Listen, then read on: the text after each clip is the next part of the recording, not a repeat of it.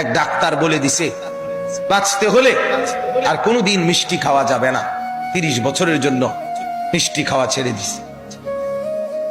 এক ডাক্তার বলে দিছে বাঁচতে হলে আর চিনি দিয়ে চা খাওয়া যাবে না, আজীবনের জন্য ছেড়ে দিছে।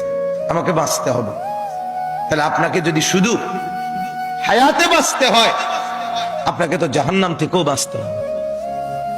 কথা বলেন না কেন? দুনিয়াতে যেরকম আপনি চাচ্ছেন আমাকে বাঁচতেই হবে, অতএব কষ্ট হলেও মিষ্টি খানা ছেড়ে দিলাম, চিনি খাওয়া ছেড়ে দিলাম, তা আপনি কষ্ট হলেও আপনাকে তো জাহান্নামের আগুন থেকেও বাঁচতে হবে বাপ।